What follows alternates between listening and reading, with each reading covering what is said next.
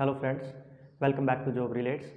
This is our fifth class of important organization related to ADB, Asian Development Bank and shark. ये दो topic आज हम अपनी class में कवर करेंगे। इससे पहले अगर किसी ने भी पिछली वाली 4 क्लासेस को नहीं देखा है तो वो प्लेलिस्ट में जाके उन क्लासेस को देख सकता है। तो चलिए शुरू करते हैं हम हमारा टॉपिक ADB। ADB से शुरू करेंगे। ADB का जो फुल फॉर्म है वो है एशियन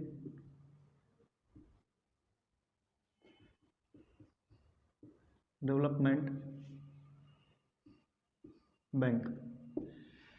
एशियन डेवलपमेंट बैंक एशियाई विकास बैंक ADB का फुल फॉर्म है। इसकी फॉर्मेशन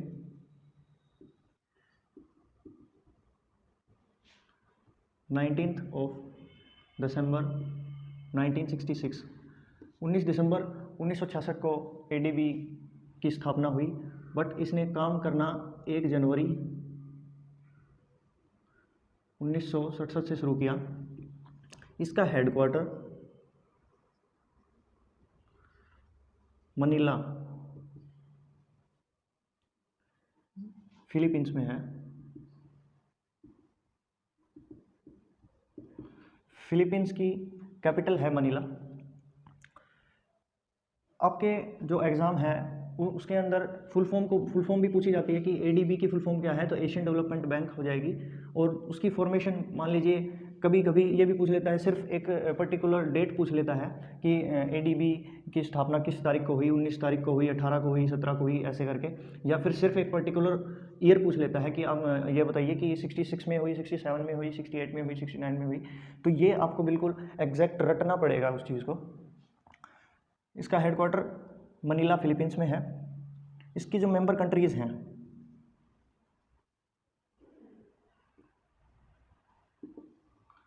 वो 68 हैं, बट जब ये बना था 1966 के अंदर, तब इसकी मेंबर कंट्रीज सिर्फ 31 थी। अभी 68 हो गई हैं, जिसमें से 49 जो हैं वो एशियन एंड पैसिफिक कंट्रीज़ हैं और 19 आउटर मोस्ट हैं, आउटर कंट्रीज़ हैं ये 19। ADB का जो एम है वो Asian and Pacific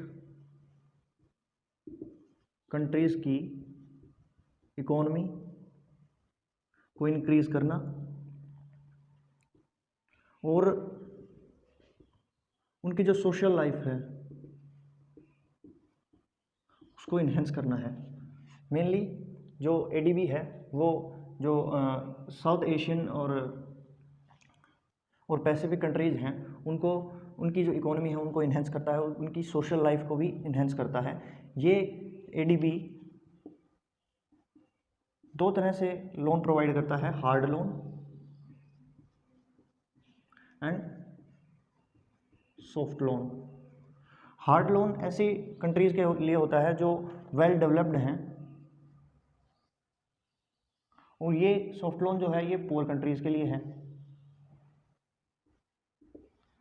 hard loan में जितनी भी, जैसे कि कोई भी डेवलप्ड कंट्री है वो अगर लोन लेती है तो उसको उसी की करेंसी के अंदर ये ज़्यादा इंटरेस्ट के साथ लोन को वापस करना होता है, बट पुअर कंट्रीज़ के साथ ऐसा नहीं है। इसके अंदर सॉफ्ट लोन में या तो उनको कम इंटरेस्ट लगता है या फिर इंटरेस्ट लगता ही नहीं है। ऐसी कंट्रीज़ को जो ADB है वो सॉफ्ट लोन प्रोवाइड करती है। इसके ADB के जो प्रेसिडेंट हैं वो मसात्सु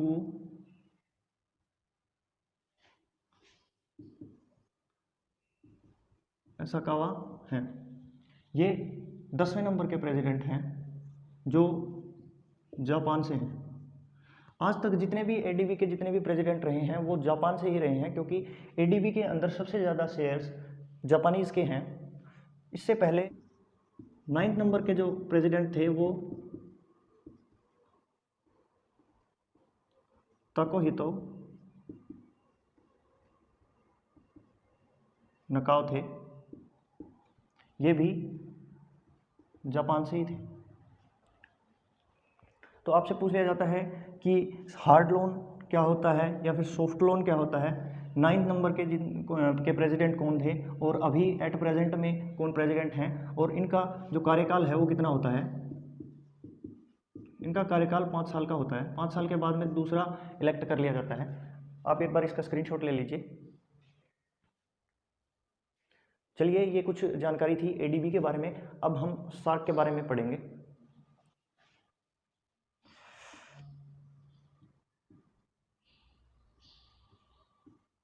सार्क का full form south Asian association for regional cooperation है। सार्क का full form south Asian association for regional cooperation है। कई बार हमारे एग्जाम में ये पूछ लिया जाता है कि what is in SAARC R stands for. R किसके लिए स्टैंड करता है, तो रीजनल, क्षेत्रीय के लिए स्टैंड करता है। इसको हिंदी में दक्षिण एशियाई क्षेत्रीय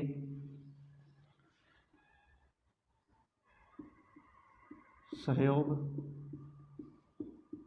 संगठन, दक्षिण एशियाई क्षेत्रीय सहयोग संगठन या फिर दक्षेश भी कहा जाता है।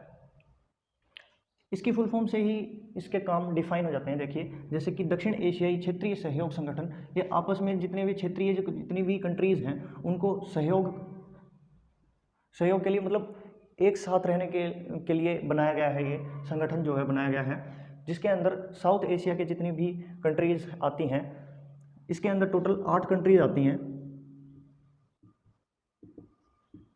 जो इंडिया की नेबरिंग कंट्रीज़ हैं, वो इस सार्क के अंदर आती हैं। जैसे मान लीजिए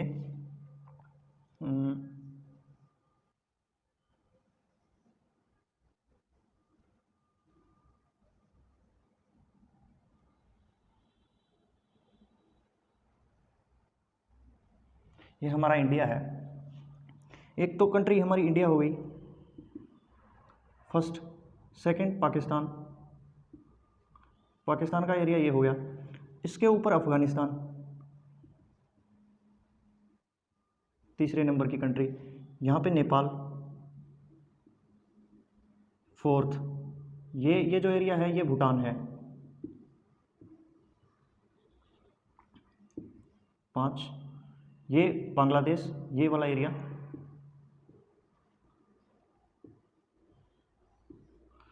6। यहाँ पे श्रीलंका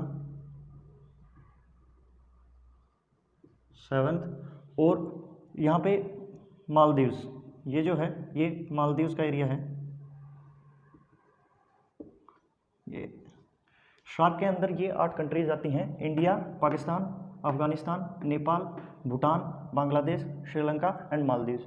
ये बहुत ज़्यादा इंपॉर्टेंट है। कई बार सार्क के ये क्वेश्चन आता है कि सार्क के अंदर कौन सी कंट्री नहीं है, तो उसके अंदर खासकर म्यांमार को ऑप्शन में देते हैं। मालदीव्स और म्यांमार में काफ़ी ज़्यादा कन्फ्यूजन रहता है हर बार।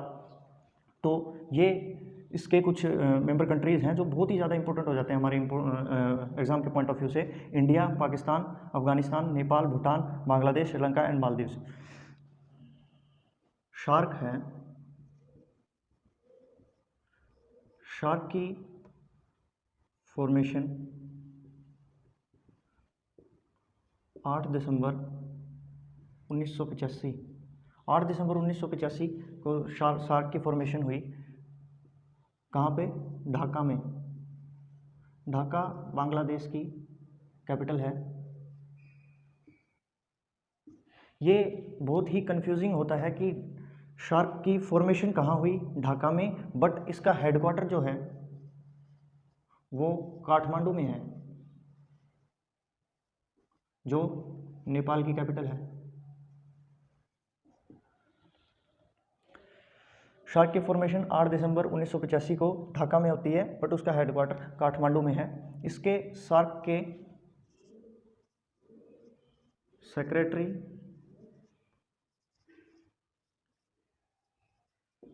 जनरल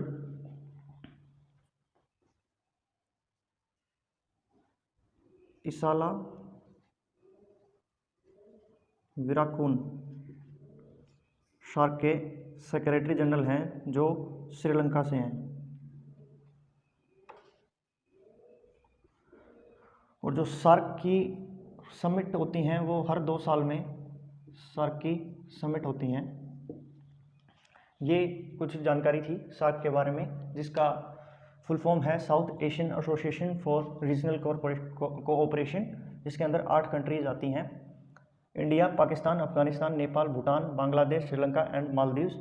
शार्क की हर 2 साल में समिट होती है। फॉर्मेशन 8 दिसंबर 1985 को ढाका बांग्लादेश में हुई, बट जो इसका हेडक्वार्टर है वो काठमांडू नेपाल में है। बहुत ही ज़्यादा इंपॉर्टेंट पॉइंट रहेगा ये।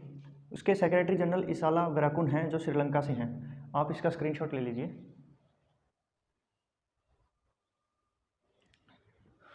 चलिए, तो ये थे एडीबी और शार्क से रिलेटेड कुछ इंपॉर्टेंट पॉइंट्स।